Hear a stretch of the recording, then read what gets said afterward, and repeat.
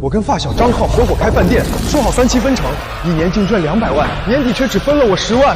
他说，店面是我的，本钱是我的，你就出个力，10万不少了。多谢浩哥。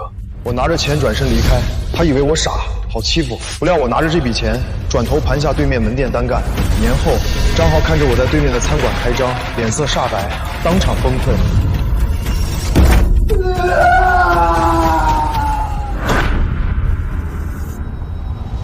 浩哥，说好3期分的，我答应年底给小婉提车的，你这店面是我的，本钱是我的，就我这环境性和服务，找个乡下大妈来掌勺也照样红火。咱这片主厨1个月顶天也就8000，1年9万6，我给你10万，不少了。做人要知足。人家主厨有专门的人买菜、切菜、配菜，我为了省钱一个人全干了，到头来替别人省。行，听浩哥的，我转身离开。张浩突然叫住：初9开业，吴总包下了咱们餐厅请员工吃开工宴，年后你好好准备一下。好，我表面答应，心中却冷笑不已。年后找乡下大妈给你当主厨吧，我不干了。我走向对面餐馆，看着门上的转租通告，掏出手机，店铺转租是吗？我要了。晚上回到家，父母和妻子苏婉迎上来，怎么样？神情期待。他们知道今天是分钱的日子。分了多少钱？10万。10万？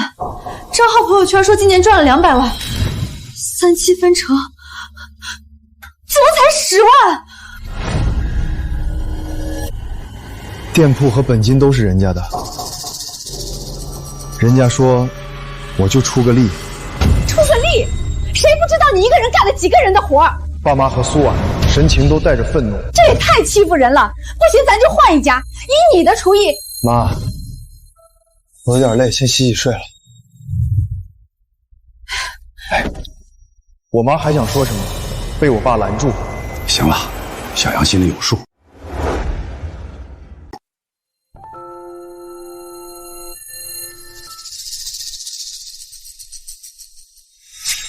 我回到自己屋子，妻子苏婉跟上来。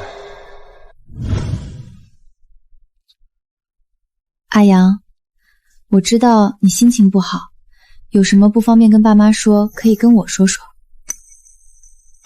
我没事儿，你别担心。行，你要是不想干了就换一家。总之，不管你做什么决定，我都支持你。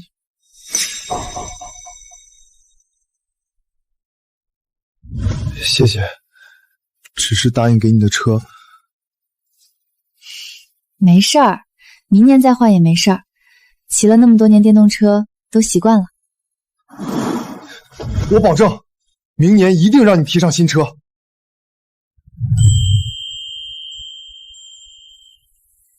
我相信你。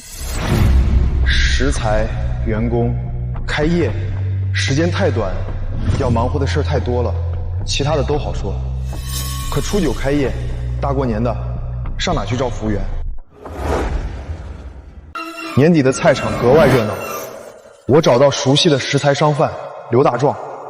刘大壮每天给张浩餐厅送菜，对我的处境一清二楚。那张浩就是个周扒皮，杨哥你早就该单干了。这一年你这么照顾我生意，我肯定给你最低价。谢了。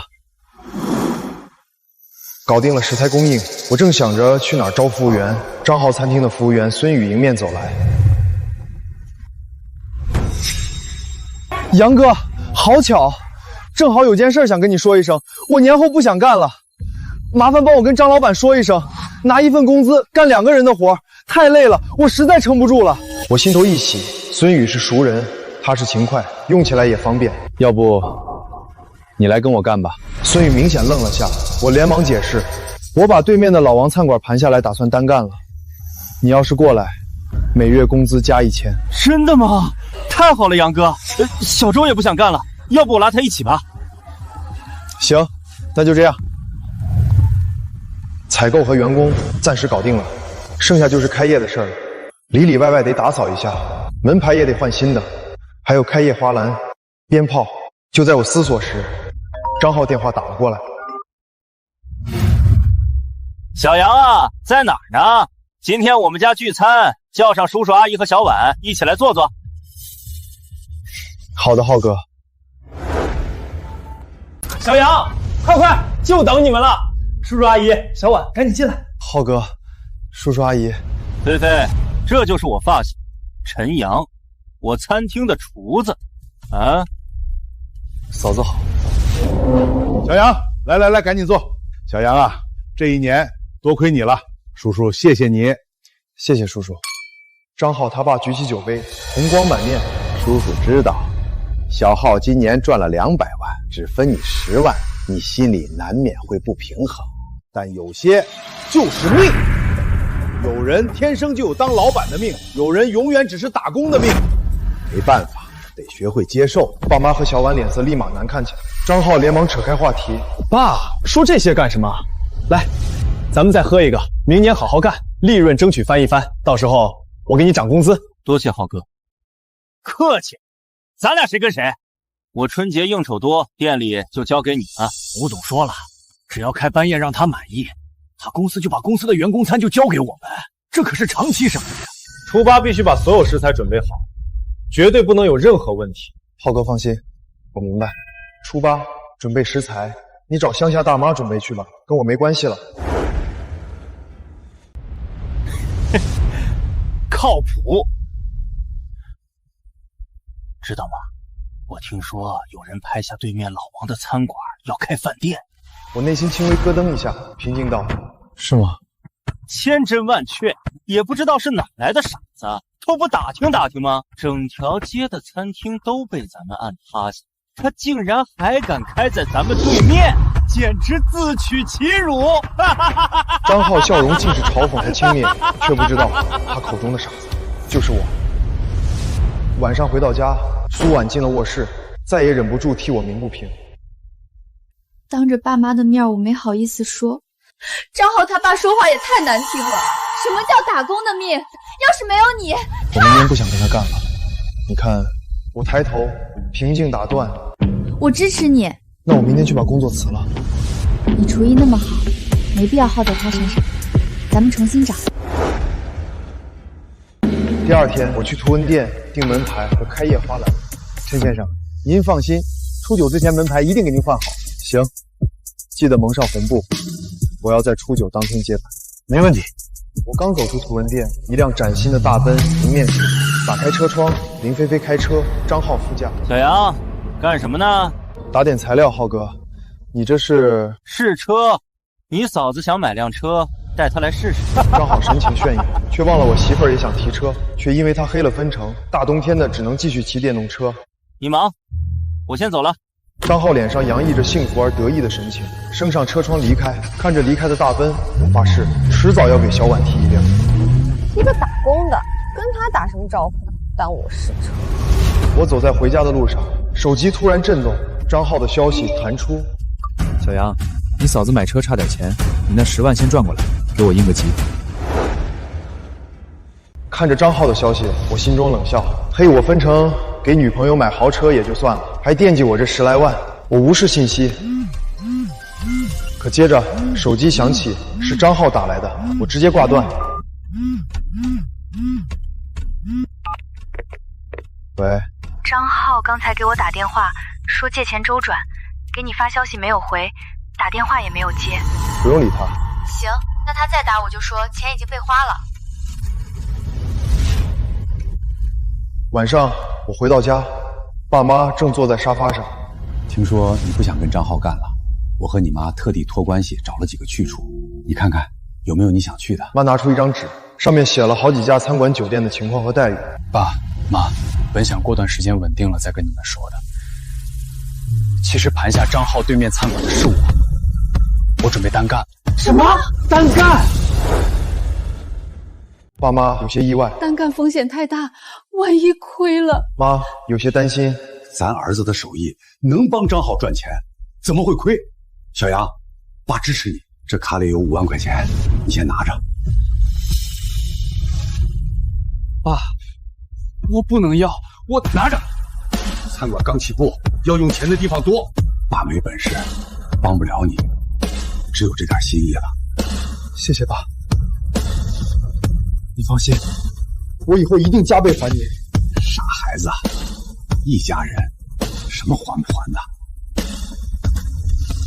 我早看出来了，张浩他爸那句打工的命，不仅刺痛了苏婉，也刺痛了爸妈。只是爸妈一直忍着。爸，您放心，用不了多久，我一定让您也扬眉吐气。年后，我带着孙宇和被他拉来的周明，把餐馆里里外外打扫了一遍。原本落灰的餐馆已经焕然一新，陈阳家常菜的门牌已经换上了新的，只是用红布蒙住，以免被张浩发现。杨哥，咱们初9开业，要不要找些朋友来暖场？陈师傅，初9餐厅有位置吗？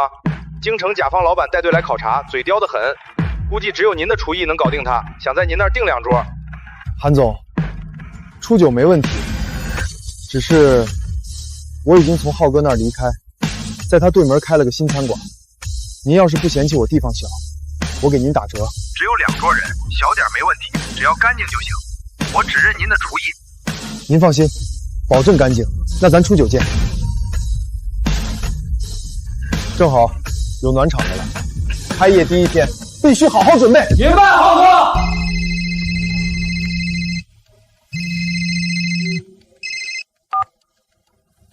小杨，我约了几个朋友在皇冠娱乐城唱歌，一起来坐坐。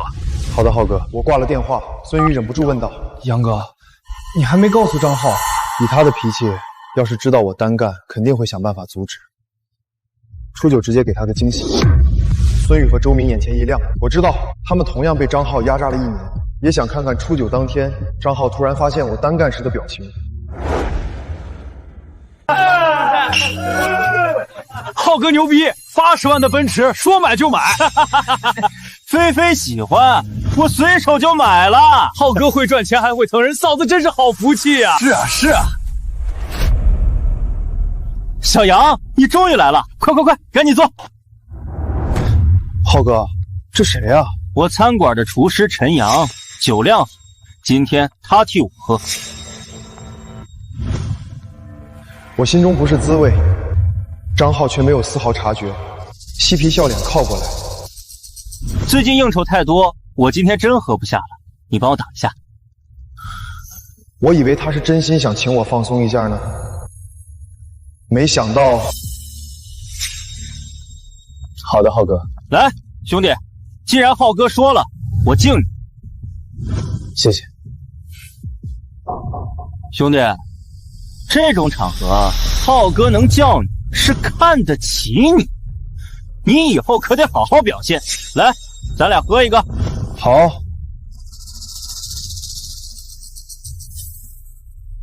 谢谢浩哥。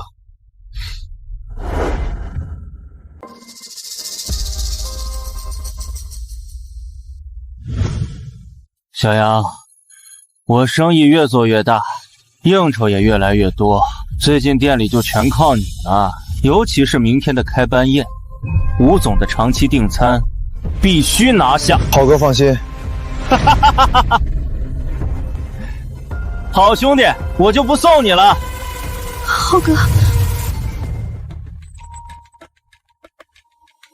张浩转身搂着林菲菲上车，疾驰而去，将我一人扔在冷风里。我看着张浩远去的车子，冷笑：开班宴，长期订单，找乡下大妈替你拿吧，我不伺候了。一个厨师而已，跟他废话那么多干什么？真把他当兄弟了？你懂什么？这种一人能当几个人用的廉价劳动力，不想办法拴住了，万一跑了怎么办？开业当天，餐馆门口摆着花篮，红布也被扯下，露出上面的门牌，鞭炮正在噼里啪啦的响着。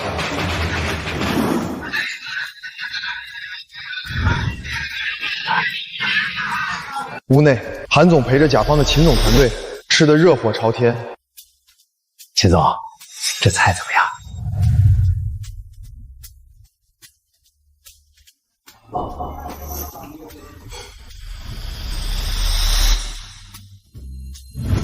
好样的！不输京城的大厨，韩总有心了。应该的，应该的。各位吃好喝好，我敬秦总。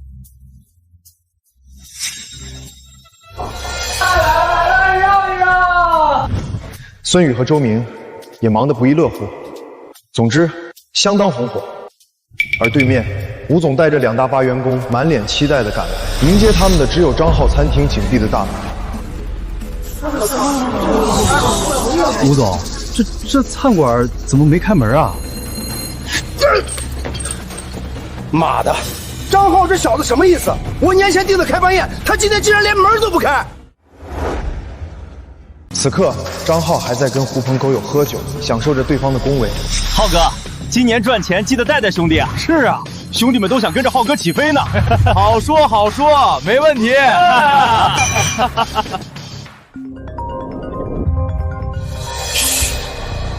别说了，是吴总。直到吴总的一通电话，彻底打碎了他的美梦。吴总，您放心，一切我都安排好了，保证。安排个屁！吴总的怒吼响彻包厢。老子上百号员工都到了，你餐厅连门都没开。什么？没开门？吴总，是不是搞错了？我已经吩咐陈阳了，怎么会？陈阳，你是说你们对面的陈阳家常菜？什么陈阳家常菜？吴总，您在说什么？你自己看。吴总挂断，发了张照片过来。陈阳家常菜门口摆着花篮，红布也被扯下，露出上面的门牌，鞭炮碎屑满地。我正带着孙宇、周明正门口揽客，笑容满面。张浩瞬间如遭雷击。什么？什么？林菲菲凑过来。陈阳那臭屌丝真单干了，他怎么敢？浩，张浩立马冲出包厢，林菲菲紧跟。张浩那些朋友神情怪异，窃窃私语：一个厨师而已，那么紧张干什么？你懂什么？张浩的餐馆能起来，全靠那厨师。2人合伙说好了3-7分成，可他去年净赚200万，只分了人家10万。10万，这也太抠了，谁受得了啊？张浩急匆匆赶来时，我正在门口揽客，看着座无虚席的陈阳家常菜。张浩脸色煞白，怒气冲冲扯过我衣领。什么意思？老子把你当兄弟，你就这么对我？浩哥，我平静扯开他的手。你把我当兄弟，3-7分成就分我10万，不就是少分了你点钱吗？张浩恼羞成怒。你不满意可以说，为什么？我没说吗？可你说店面是你的，要我知足，所以我自己盘了个店面，有问题吗？你……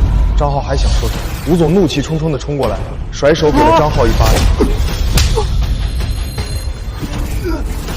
张浩，老子上100号员工都等着呢，你他妈今天必须给我一个交代！旁边，吴总的上100号员工怒视张浩。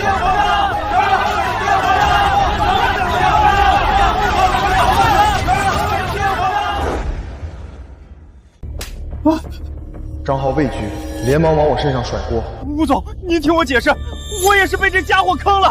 他不等我开口，旁边的孙宇和周明便上前。呸！当年有大饭店出年薪30万让杨哥去掌勺，你把人忽悠过来合伙开饭店，说好3-7分成的，最后赚了200万，只分人家10万。杨哥没跟你闹，已经是仁义了。没错，吴总，张浩餐厅之所以味道好，全是因为杨哥掌勺。想吃之前的味道，得来咱们这儿。吴总看了眼陈阳家常菜，恍然大悟，原来是这样。张浩慌了。你给我闭嘴！吴总，您别听他胡说，那厨艺也就一般，全靠我收留。没想到……吴总一把推开张浩，走到我跟前。你给我闭嘴！我吃了那么久，厨艺怎么样？我能不知道？老子什么大饭店没吃过？要不是冲着厨艺，我会来你这小破餐厅？陈师傅是吧？今天是我的开班宴，员工都到了，您看能不能辛苦一下？给我们整几桌。张浩脸色更加苍白，我心头狂喜，知道张浩餐厅今天开不了门，我早就有了将吴总开班宴抢过来的打算。毕竟长期的员工餐，谁不想要？我略带为难道？吴总，我这餐馆太小，坐不下这么多人，您看能接受坐外面吗？我给您打9折。南方初九，暖阳高照，温度刚合适，吴总欣然接受。当然。好嘞！我连忙吩咐孙宇和周明把备用桌子都架起来，在外面摆好。吴总也赶紧招呼公司的员工们都找地方坐下，我们几个也赶紧给他们倒水上菜。我转身回到厨房，行云流水的点火起锅包油，操作起昨天准备好的食材，全程没有一丝停顿。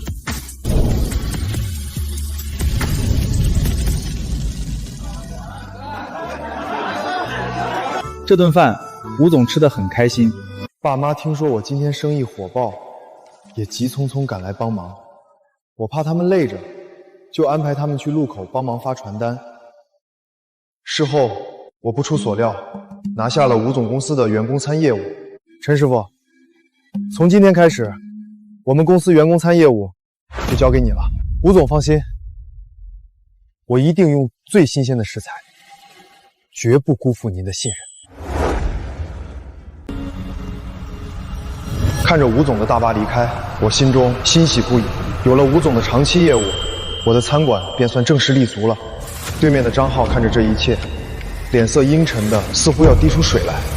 见吴总离开，他走出来，咬牙切齿地瞪着我。陈阳，你别得意，我只是一时大意被你坑了。我餐厅档次高，环境佳，服务好，随便请个厨师，生意立马就能继续火爆起来。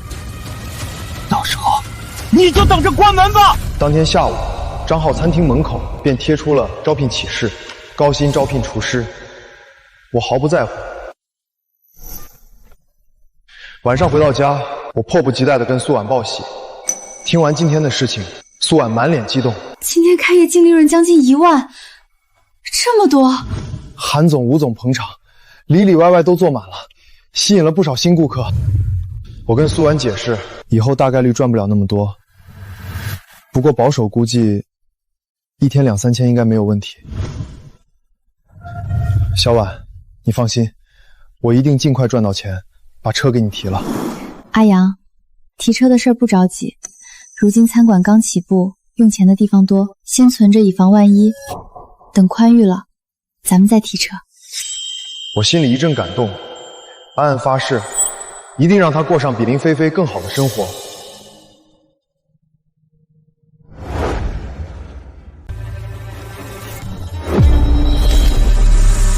怎么回事儿？心不在焉的，不就是被陈阳背刺了一下吗？难道你的餐馆还真会倒闭不成？面对林菲菲的抱怨，张浩立马挤出笑容。当然不会，你放心，顾客认的都是我的环境和服务。等这2天招个好厨师，用不了多久，肯定让陈阳关门。那就行。总之，别忘了你答应我的，年底买别墅，否则别怪我跟你分手。放心吧，肯定没问题。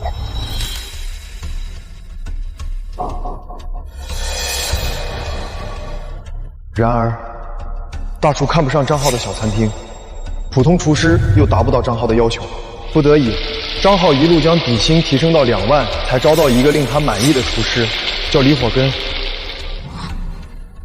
据说是5星大酒店跳槽出来的大厨，考核时给张浩录了几手，张浩十分满意，当即拍板让他掌勺。李师傅，时间就是金钱，咱们今天就上班。没问题，张老板。大厨痛快答应，张浩立马吩咐起来：“你现在就去把菜买了，咱们中午就开工。”李火根闻言，脸色立马沉下来：“我去买菜。”张浩见李火根面露不满，立马将 PUA 我的那一套拿了出来。李师傅，咱们这毕竟是小餐厅，不比大饭店，人员简单，您辛苦一下，等生意起来，我给您发奖金怎么样？李火根看了眼厨房，皱眉：人员简单，那是不是切菜配菜也都是我？张浩陪着笑脸：李师傅一看就是聪明的，聪明个屁！那么多活全是我一个人，你把老子当驴使唤呢？李火根扯下围裙，人到灶台便要离开，张浩慌了：李师傅，别走啊！之前都是一个人。那你让之前的人来呗。我，要么你把人给我配齐了，要么你爱找谁找谁去。李火根根本不吃张浩那一套，转身就要离开。张浩好不容易招到一个令自己满意的厨师，当然不能放跑了，只能硬着头皮拉住李火根：李师傅，你消消气儿。我配，我一定尽快把人给你招齐。但是这2天，您先顶一下行吗？可以，但得把那几个岗位的工资补给我。好，张浩只能咬着牙应下。买菜、切菜、配菜至少1人5000，加上2万的主厨，张浩满脸肉疼。搞定了李火根，张浩的餐馆终于又开了起来。靠着去年积累的名气，加上许多人并不知道我这个主厨单干的消息，开工后餐馆生意还算不错。张浩得意不已。陈阳，用不了多久，我就能将你那小破餐厅生意抢光，让你关门大吉。老赵，你这么大个老板，请我们吃饭，竟然来这种小地方，也太抠了吧。陆总，您别看这餐厅一般，但那厨师的手艺堪称一绝，绝对不输你们京城大厨。来，陆总，各位尝尝看，绝对唇齿留香。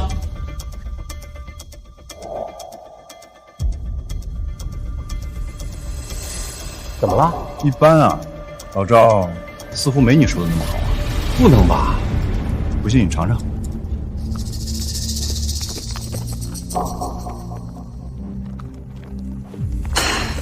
老板，老板！这位先生，您有什么吩咐？你们主厨怎么回事？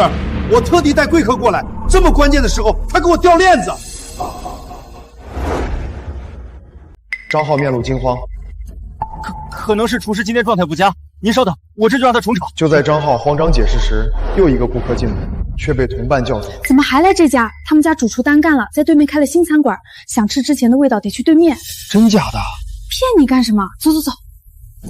顾客一顿时怒了。好啊，说什么状态不佳，原来是主厨换了。我说味道怎么不对呢？还想骗我？抱歉，陆总，咱们去对面，保证让你满意。张浩不甘心，还想阻拦，这位先生，被一把推开。您再给我一次机会，我保证我们的新厨师做的肯定比对面好。其他顾客得知真相，滚开！也纷纷扔掉筷子。我说最近的菜怎么不对劲儿？老板也是骗我说主厨身体不舒服。骗子！不吃了，去对面。对，去对面。起身离开。你们别走啊！张浩慌了，没多久，顾客便走光了，只留下恼羞成怒的张浩，气冲冲冲到后厨。李火根，你怎么回事？什么破厨艺，根本留不住客人！你这是做的什么东西啊？啊！李火根这些天早被张浩各种挑刺整得不耐烦，直接把手里的锅一扔。张浩，1个月2万，你还指望请国宴大厨吗？2万少吗？之前的主厨1个月才8000，还那你把他叫回来啊！张浩语塞，李火根冷笑鄙夷。我都听说了，之前的陈师傅主厨兼买菜、切菜、配菜全给你包了，你1个月给人8000多，这点钱你是怎么有脸给的？老子不伺候了！李火根扯下围裙，你这种老板，餐馆迟早倒闭吧！哼！扔在灶台上，张浩气得脸色铁青。服务员急匆匆跑进来，老板，又来了几个客人，已经点好菜了。这李师傅走了，菜谁炒啊？我自己炒，我就不信了，没了他李火根，我这餐馆还不赚了？张浩气鼓鼓点火，起锅倒油，可没控制好火候，油下锅的瞬间，火苗直接窜了起来，吓得他和服务员连连后退，厨房一片狼藉。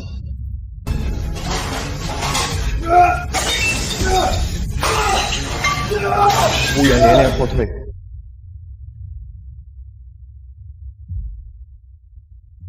经过那天的事儿，不少熟客都知道我在对面单干的事儿。我的生意越来越好，加上张浩重新招厨师又耽误了好几天，等新厨师入职后，早就被熟客抛弃，餐厅生意一落千丈。对于这些，我早有预料，内心毫无波澜。张浩却坐不住了，沉着脸冲进我的餐馆。陈阳，我1个月给你3万，你把餐馆关了，继续跟我干。看着张浩那张希望我回去却又拉不下脸的表情，我面色平静。浩哥，我开业半个月，净利润3万，而且不用看人脸色等人分钱，这么好店，为什么要关了，当牛做马去拿你那3万？而且我这店的收入是实打实拿到手的，你那3万，谁知道会不会再变成8000？力有不成，张浩双手一拍桌子，开始道德绑架。钱，陈阳，我们这么多年兄弟，你眼里就只有钱吗？没等我开口，听到动静的孙宇和周明就走过来，冷笑：“哼，你眼里没有钱，赚了200万就分杨哥10万。之前杨哥任劳任怨，一个人干几个人的活，他不知道珍惜。现在招了几个人，干不好杨哥一个人的活，又开始来 PUA 杨哥。”真不要脸！二人边说边将张浩往外推，张浩被推出门，恼羞成怒。陈阳，你别得意，开餐馆没那么简单，你只是因为刚开业，顾客图个新鲜，等新鲜劲儿过去，肯定会像之前的餐馆一样被我击垮。等新鲜劲儿过去，肯定会像之前的餐馆一样被我击垮。随时放马过来。我转身回去收拾餐厅，懒得理他。你等着。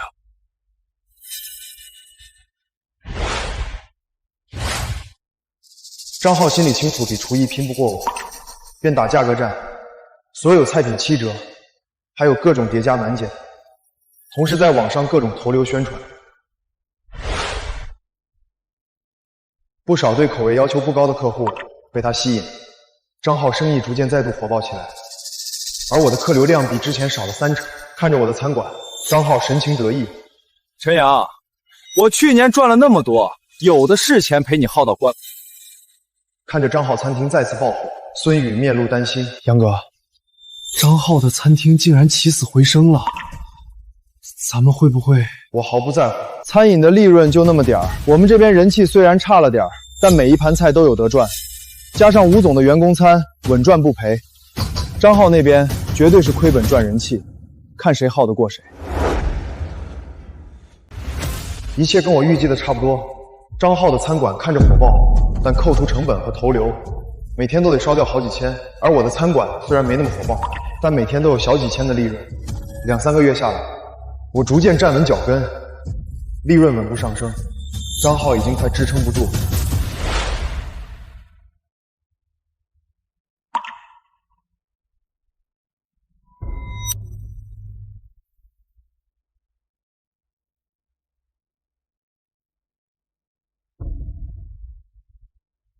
张浩，你什么意思？说好的给我买包的，这都拖几天了，再拖下去，新款都过时了。菲菲，最近餐馆收益不太好，你看能不能再缓几天？我保证。你保证多少回了，张浩？我告诉你，今天再不买，咱们就分手。张浩看着离开的林菲菲，再看亏掉的数字，为了压缩成本，只能在歪路上越走越远。大壮，你那儿还有没有价格更低的食材？张老板，你那食材近2个月已经降了好几档了，再便宜的食材安全根本无法保证，容易出事儿，我可不敢卖。刘大壮挂了电话，张浩转头找了更便宜的供货渠道，对方拍着胸脯跟张浩保证，绝对吃不死人。怎么全是臭的？确定吃不死人吗？放心吧，张老板，好多餐厅都在用，保证吃不死人。我再送您点科技，保证做出来之后香得很。行。靠着低价的新供应商，张浩在生意火爆的同时，也开始盈利，逐渐再次意气风发起来。刘大壮给我送货时聊到此事，满脸鄙夷。杨哥，知道吗？张浩把供货商换成了老贾，那老东西的货堪比阿三，迟早得出事儿。刘大壮说的没错，没多久，张浩的报应就来了。那天我去张浩餐厅隔壁超市买东西，偶遇张浩他爸带着几个朋友来吃饭，他还不知道我单干，看到我脸上洋溢着虚伪的笑容。各位，这就是我儿子餐馆的厨师，手艺好得很。小杨啊，这几位可都是我的好朋友，过会儿你好好给各位叔叔露几手，千万别丢了小浩的脸。这时，张浩餐厅传来激烈的咒骂声：“老子就是吃了你们餐馆的菜，食物中毒的，你们今天必须赔偿！”就是赔钱！怎么回事？张振国急匆匆上前，他的朋友紧跟。我也跟了上去，果然出事了。餐馆内，一个顾客掀翻了一张桌子，吓得不少顾客纷纷起身后退。今天不给我个交代，我跟你们没完！大家都过来看看，我昨天就是吃了他们的菜，差点食物中毒死在医院。张振国的朋友忍不住看向张振国，面露异色。张振国面露尴尬，连忙解释：不可能，我儿子的餐馆用的都是最好的食材，绝对不可能出问题。张振国看到我，突然冲过来，一把扯住我衣领。是他是餐馆的厨师，采购都是他负责的，肯定是他动了手脚。张振国怒不可遏，铁了心要把他儿子的黑锅甩在我身上。陈阳，小浩去年只分你10万，你不满意可以说出来，为什么要用这种下作手段坑小浩？他可是你兄弟。我平静扯开张振国的手。张叔，我从年后就已经单干了，你儿子用劣质食材赚黑心钱的锅，我不背。我指了指对面的餐馆，张振国看到陈阳家常菜的招牌，脸色顿时煞白，却依旧咬牙怒吼：小浩对你那么好，你竟然单干，你还有没有良心？良心？你先管好自己儿子，再来说教我吧。我转身离开，张振国还想说什么，执法队的车已经到了，几个执法员下车，直冲后厨。有人举报这家店使用不合格食材，我们突击检查，所有人让开，把冰箱打开。什么？不知情的张浩正搂着林菲菲，在娱乐城跟狐朋狗友鬼混，炫耀着自己东山再起的壮举。浩哥真是厉害，面对陈阳的背刺，生意竟依旧火爆，真是厉害。陈阳那傻子又不是给自己大妈吃的东西，干嘛用那么好的食材？纯粹是脑子有病。张浩满脸得意忘形的醉意。过期食材怎么了？我随便加点科技，味道直接吊打他那些新鲜食材。那汤我就随便用粉勾兑一下，效果分分钟碾压他起早贪黑现熬的高汤。就在张浩大肆炫耀自己的成功秘籍时，员工惊恐的电话打了过来。老板，有顾客食物中毒报警了，执法队突击检查后厨，你快回来吧！张浩炫耀的神情瞬间凝固。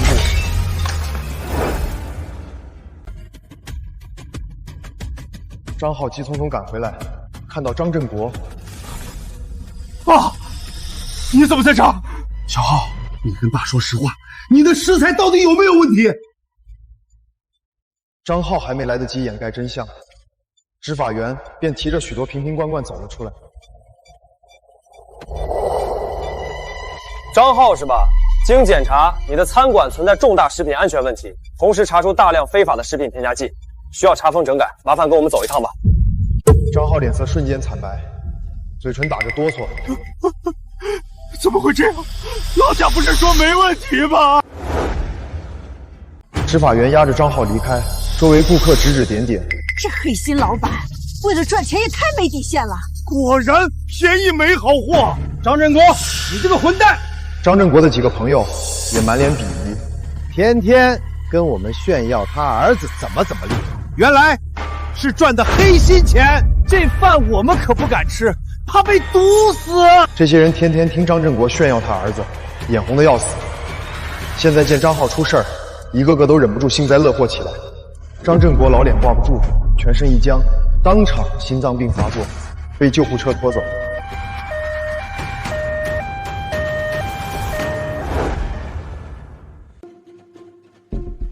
晚上回到家，我跟家里说了这事儿，爸妈和小婉都是一阵唏嘘。张浩这小子从小就聪明，但是小聪明太多。是啊，一不小心就染上了邪魔外道的手段，你可不能学他。苏婉连忙开口：爸妈，你们放心吧，我会看好阿阳的。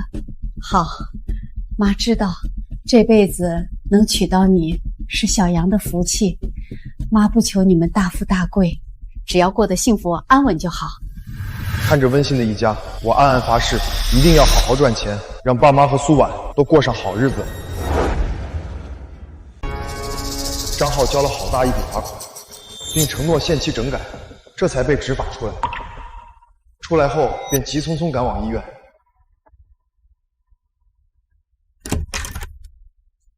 此刻的张振国刚苏醒不久，看到张浩，气得大骂：“混账东西，竟然干出这种事来！我张振国的脸都被你丢尽了！”张浩他妈李娟也是满脸恨铁不成钢。小浩啊，你怎么能干出这种事呢？还被你爸老熟人逮个正着，你让我和你爸还怎么见人啊？还不都怪陈阳，要不是他背着我单干，我也不至于为了压缩成本铤而走险。张振国和李娟闻言，也纷纷咒骂起我。陈阳这小崽子，从小看着老实，没想到一肚子坏水。小浩对他这么好，他竟然背着小浩单干，真是看错他了。没错，我儿子被他害惨了，你可不能就这么算了。爸，你放心吧，我一定想办法击垮陈阳，东山再起。张浩立志东山再起，然而因为食物中毒事件，他在整条街的名声已经臭了。即便整顿后重新开业，继续降价，也无人光顾。而我因为用料扎实，厨艺又好，生意越来越火爆。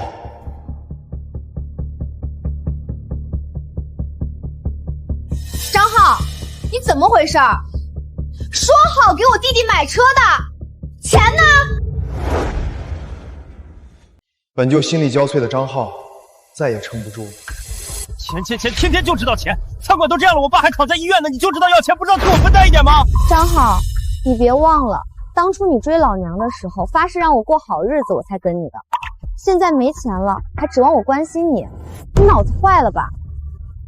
分手。林菲菲说完，转身离开。没了经济来源，花钱如流水的林菲菲也提出了分手。张浩更加崩溃，再次冲进我的餐馆。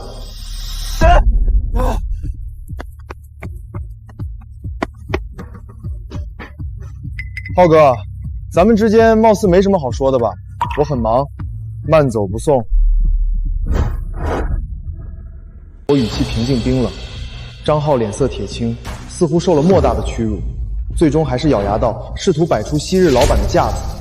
我是来跟你聊正事的，陈阳，你不愿意回来也行，我入股你餐馆怎么样？20万，占股50%。没兴趣。陈阳，你别不知好歹，你盘下这餐厅，成本绝对不超过10万，我出20万，只占股1半，已经做出巨大让步了啊！你还想怎么样？不怎么样。我不想跟你这种不守规矩、没有底线的人扯上关系，就这么简单。孙宇、周明，请他出去。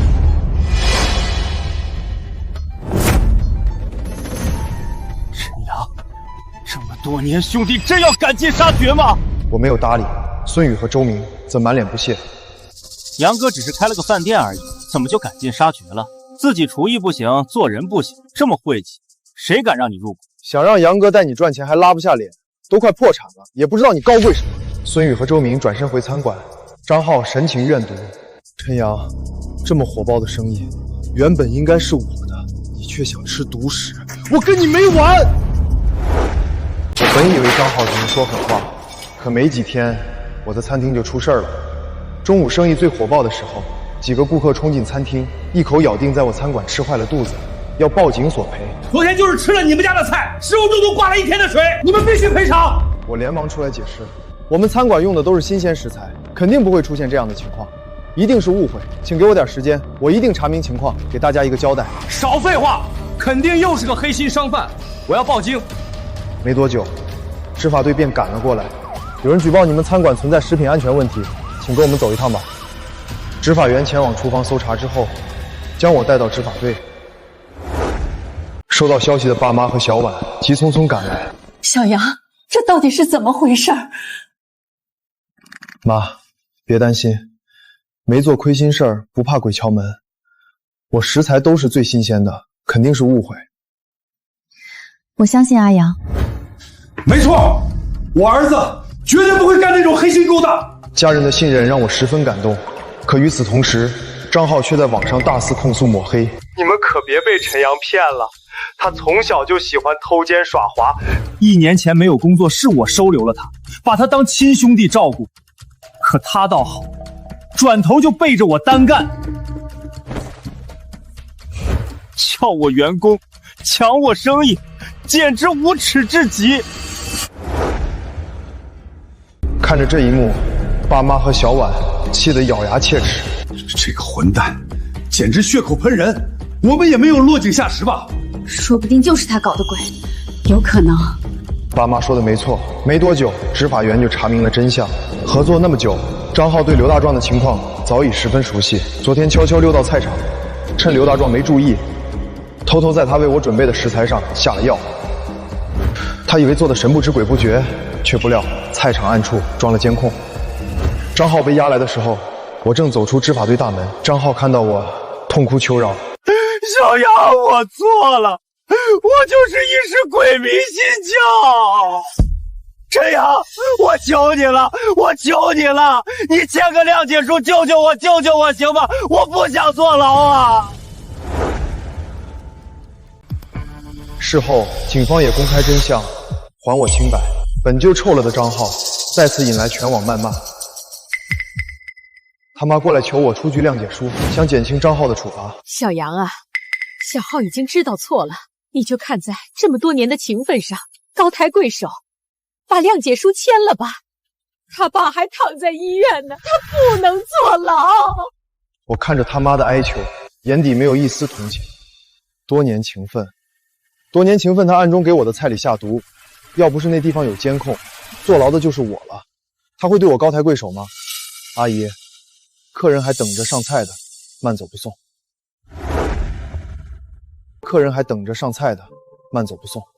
眼见求饶不成，他妈立马破防，开始冲着我大骂起来。陈阳，你真要赶尽杀绝吗？他爸现在还躺在医院呢，你非要逼死我们才罢休吗？你别走，今天必须签了谅解书，否则我就去告你。李娟上来要拽我衣服，我忍无可忍，恼火转头，大声怒喝：“我要真想逼死他，我现在就该找律师追责，让他多判几年，然后像他一样上网曝光你们全家，让他爸连医院都住不安稳。要么你现在滚出去，要么我让你看看什么叫真正把他往死里逼。”我温和惯了，李娟第一次见我面露狠戾，吓得后退2步，浑身哆嗦。算你狠！陈阳，你等着，我们家跟你没完！李娟色厉内荏的放了狠话，转身跌跌撞撞的离开。不过如今的她已经自顾不暇，根本没有时间和精力来报复，而我的生意也越做越好。至于张浩，投的只是些致人腹泻之类的药物，并无害人性命的打算，只判了几个月。不过这些已经跟我没有关系了，我也并未过多关注。几个月后，我生意越发红火，手里也有了钱，不仅盘下了隔壁门面，将餐馆扩大，更是给苏婉提了车。虽然只是一辆10来万的普通代步车，但提车那天，苏婉还是满脸兴奋。我知道，她这段时间虽然一直没提，但心里对于提车还是期待了许久的。阿阳，谢谢你，以后我再也不用日晒雨淋了。都是我不好，不然去年年底就该给你提车了。这辆车你先用，等我有了钱，一定给你换辆好的。已经很好了，咱们都只是普通人，能有房有车，我已经很满足。你不用给自己太大的压力。看着苏婉满足的模样，我发誓，一定要给她更好的。没多久，张浩出来了。但他的餐馆是彻底凉了。那天他来贴转租通知，衣衫狼狈，毫无去年年底时的意气风发。听说他爸受他坐牢的打击，心脏病越发严重。为了给他爸治病，张浩卖房卖车，和他妈挤在了医院附近昏暗的出租屋里。医院又催后续治疗费了，你工作找得怎么样了？已经在找了。妈，你再想想办法，我一定尽快找到工作。张浩从小娇生惯养，根本没有过硬技能。去年合伙开饭店，所有事都是我在负责。他只管坐在收银台收钱打游戏，现在这种情况哪能找到体面的工作？于是他只能去送外卖，却经常晚点，天天被投诉，赚的还没罚的多。晚点那么多还撒了，你怎么送的？等着被投诉吧。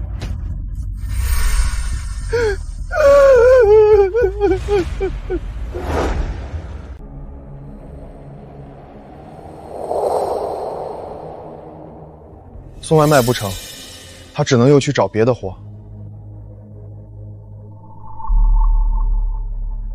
张浩心中一喜，送货员只要能开面包皮卡就行，我应该没有问题。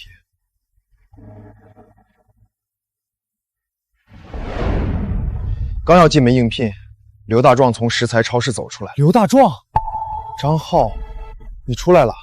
双方都愣了下。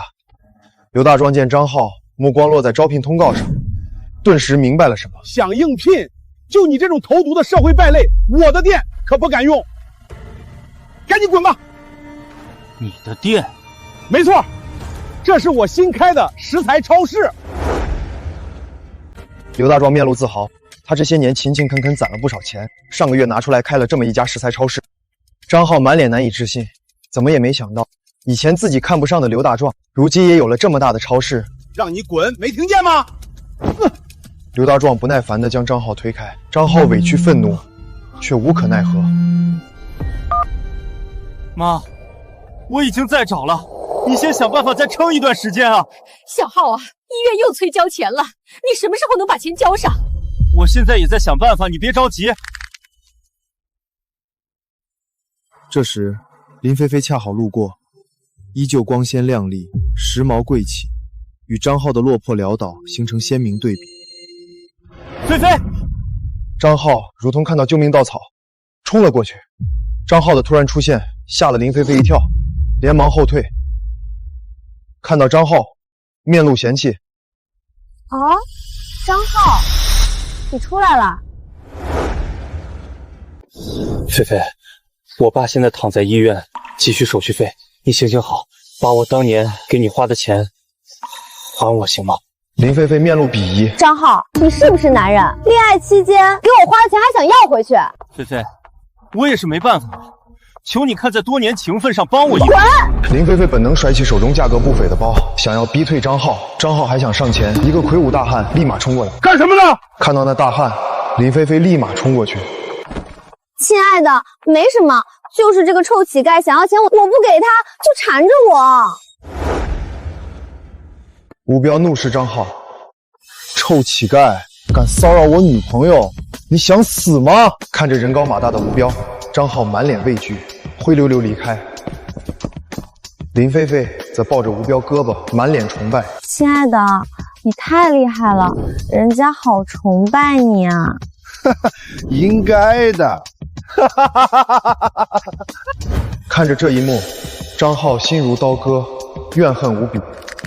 贱人，我以前对你这么好，你竟然如此不念旧情，就别怪我不客气了。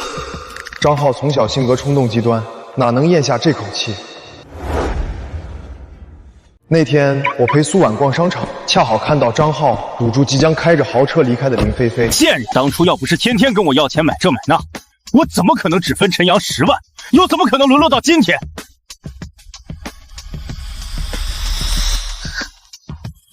现在你拍拍屁股，就想换个有钱男人继续过好日子，哪那么容易？林菲菲面露惊慌，连连后退。张浩，你想干什么？法治社会，你可别乱来，否则我一定再把你送进去。少废话！老子已经进去1次了，不在乎第2次。给你2个选择，要么还我20万，要么我缠你一辈子。你敢？我新男朋友道上可是有人的，信不信我告诉他，要你好看？面对林菲菲的威胁，张浩满不在乎。你去告了，我顺道把你当年怎么伺候我的视频拿给他看看，我倒要看看他还会不会要你这种贱人。张浩癫狂嚣张，林菲菲终于慌了。张浩，你无耻！林菲菲愤怒的同时却无可奈何，咬牙道：“我现在没有那么多钱，给我点时间。1个星期，1个星期，我要是看不到钱，我亲自去找你的新男友。张浩满脸得意，转身却发现路过的我和苏婉，脸上的得意瞬间凝固，慌乱、尴尬，最终被怨恨取代。张浩动了动嘴唇，刚要说什么，我没给他机会，带着小婉走向车子，离开。上车后，苏婉面露担忧。阿阳，张浩这家伙性格偏执，既然能找上林菲菲，恐怕不会轻易放过你，你可得小心。放心吧，我心里有数。小婉的担心不无道理，我心头涌出对张浩的警惕。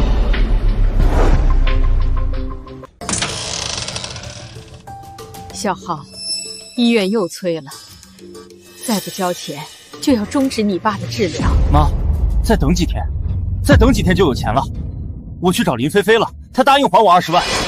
林菲菲，她能这么好心？你坐牢时我找过她好几天，她不仅不讲半分情面，还诅咒你爸早点死。你可别再干什么犯法的事儿。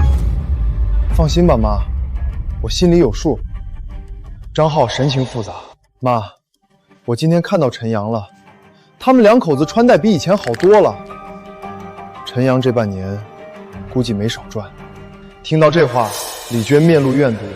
这小狼崽子抢的都是你的运气，他那些钱原本都该是我们家的，别让我逮着机会，否则我一定跟他没完。妈，放心，我发誓一定让他连本带利还回来。然而之后好一段时间，张浩并没有出现，只是听说他爸的病情越来越严重，一直在大把烧钱却不见好。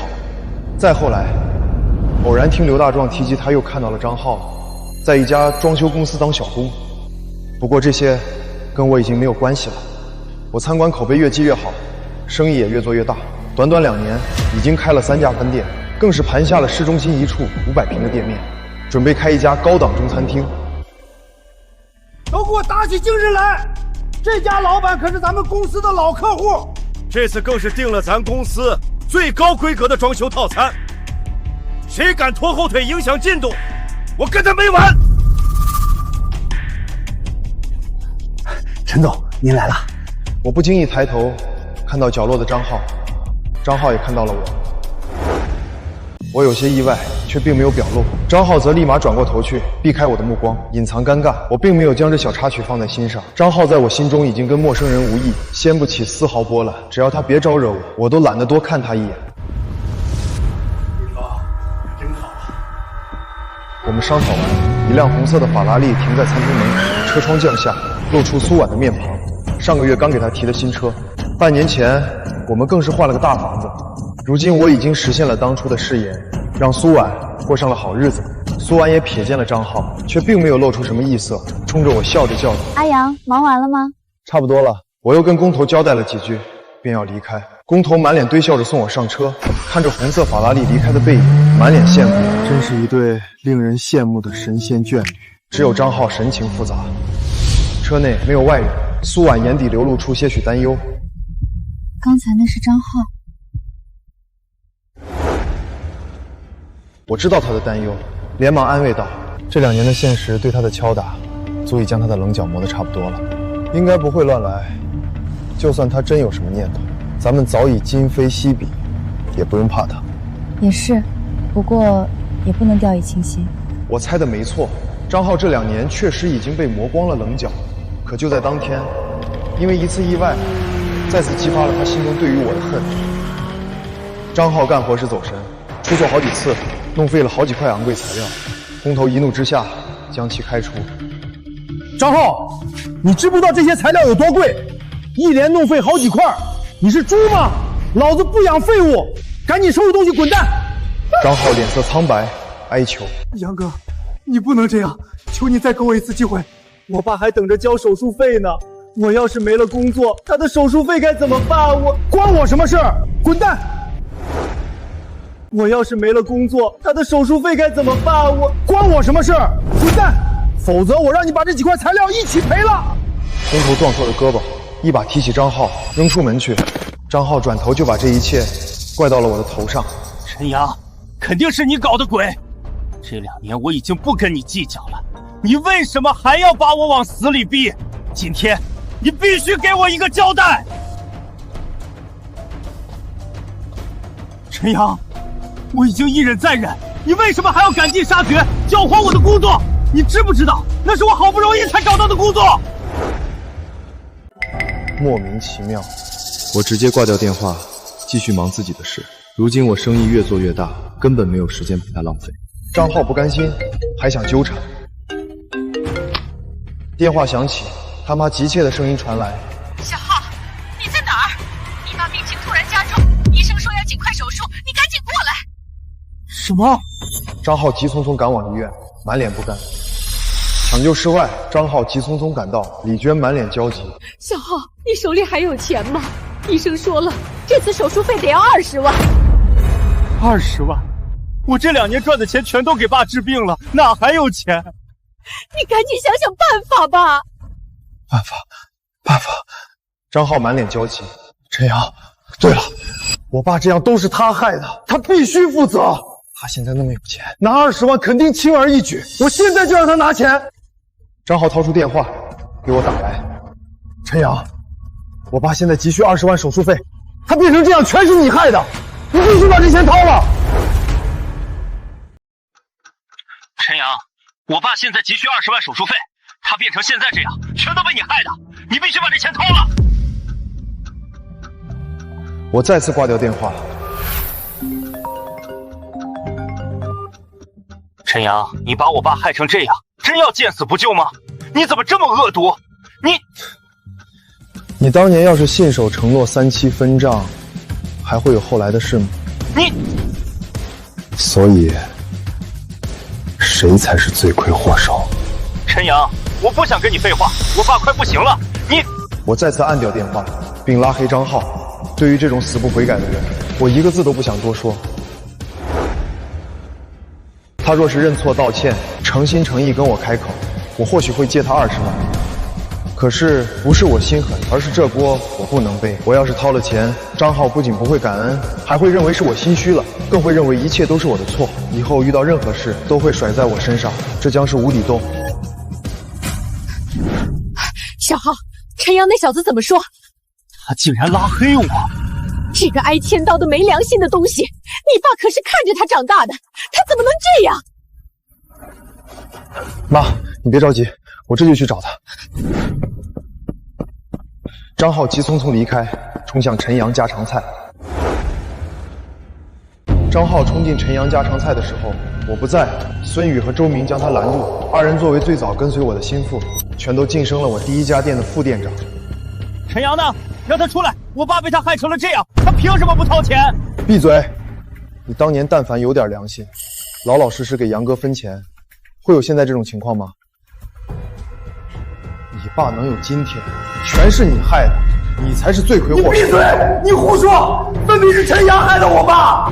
张浩这种人，永远不会觉得自己有错。可孙宇跟周明也不惯着他，孙宇直接给了1巴掌。在血口喷人，污蔑杨哥，我跟你没完！赶紧滚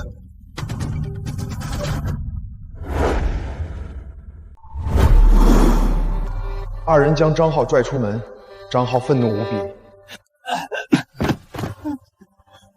我爸都快不行了，你们怎么这样？还有没有一点同情心？你还有脸说同情心？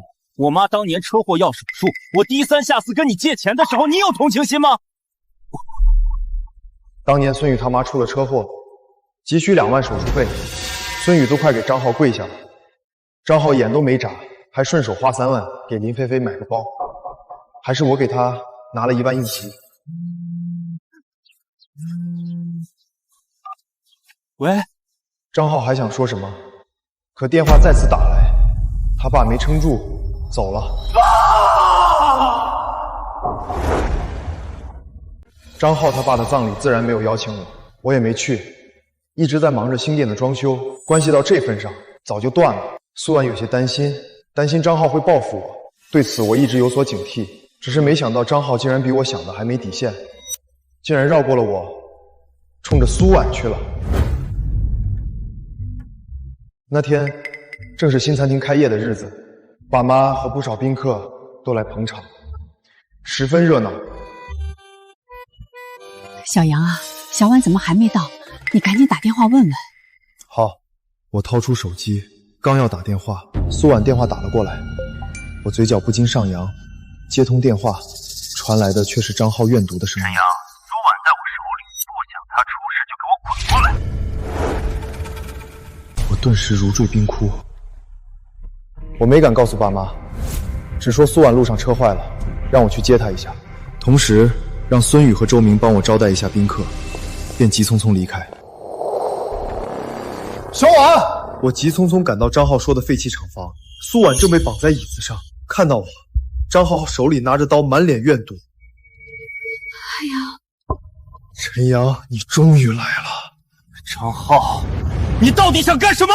我心急如焚，愤怒地吼道：“放了小婉，否则我发誓，一定让你后悔终生！”闭嘴！陈阳，你还有脸说？要不是你，我爸也不会死！你这个杀人凶手！够了，张浩！你要是按规矩分钱，会有后来的事儿吗？你要是没有用劣质食材赚黑心钱，你爸能突发心脏病吗？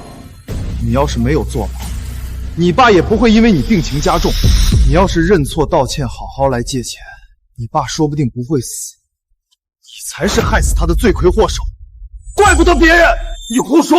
你张浩不服，想要狡辩，我直接打断：你从小就这样，犯了错不是甩锅就是躲到别人后面，永远不敢承认错误，永远就是个长不大的懦夫。永远不敢承认错误，永远就是个长不大的懦夫。你给我闭嘴！闭嘴！再敢多说一句，我现在就杀了苏婉！我立马慌了神，只能依他。行，我不说了，你别乱来。我强压心中怒火，换了副语气。说吧，张浩，你到底想要什么？我想要什么？从小到大，你不过是跟在我后面的一条狗，凭什么现在你功成名就，豪车豪宅，而我却沦落到这般地步？张浩双眼通红，嫉妒到了极致。你要像狗一样跪在地上跟我道歉，跪下！张浩，你别冲动，我跪，我跪！张浩发疯似的在苏婉面前捂着刀，我只能顺着他缓缓跪下。哎呀，不要！闭嘴！我错了，我给你道歉。道歉？你害我坐牢，害死我爸，道歉哪够？我让你把所有的店铺、所有的钱都转给我！阿阳，别理他，他就是个疯子的！你给我闭嘴！张浩吼完苏婉，继续看向我。要不是你背着我单干，你现在的3家店，加上那新的中餐厅，包括你的豪宅豪车，都该是我的。这是你欠我的，是你！这是你欠我的，是你！就在张浩还沉浸在怨毒之中时，已经潜入张浩身后角落的执法员突然冲出，将张浩扑倒在地，手中刀掉落，其他几个执法员冲出，一同将张浩死死按住。放开我！放开我！我则冲向苏婉，捡起刀割断绳索，一把将苏婉搂进怀里。苏婉这才敢哭出声来。吓死我了！我以为我……没事了，没事了，我在呢。被执法员按住，张浩却依旧挣扎。陈阳，你又害我，我跟你没完！我转身冲着他的脸上就是一巴掌，一把扯住他的衣领。你他妈给我闭嘴！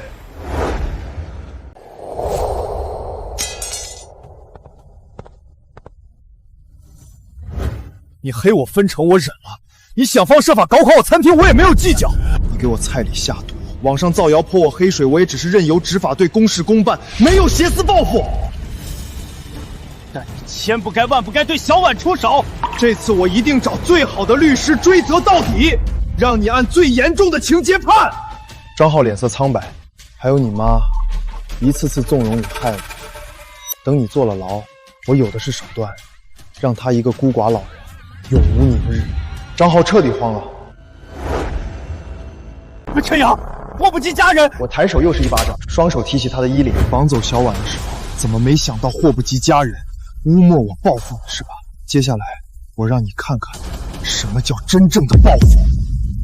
我推开张浩，执法员将其拽走。陈阳，你要是敢乱来，我跟你没完！我已经跟你没完了。张浩被带走，虽然勒索未遂，但绑架成立，加上我找了最好的律师，直接被判了5年。张浩在里面服刑，而他妈在外面也没好到哪儿去。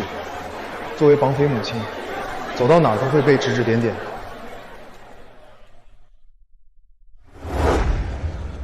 最终他妈找工作无门，积蓄花光，只能沦落街头，乞讨为生。我承认，这一切有我的暗中出手，毕竟张浩敢一次次伤害我，少不了他妈的怂恿。当然，一切都在法律允许的范围内。我如今事业有成，家庭和睦，可不能因为张浩那种烂人脏了自己的手。张浩在牢里得知他妈的遭遇，崩溃大哭，一次次托人传话跟我道歉，要我放过他妈。我直接无视。曾经我一次次宽恕了张浩一家的伤害，却害得苏婉遇险。如今我深刻明白了人性欺软怕硬的本质。有些人只有让他知道痛，知道疼，知道我不好惹，他以后想到我才会避之不及，才不敢乱来。当然，针对张浩他妈不过是我生活中一点小小的插曲。我将大部分的时间和精力全都投进了事业和家庭。在张浩入狱的第2年，苏婉给我生了个儿子，我的人生更加美满。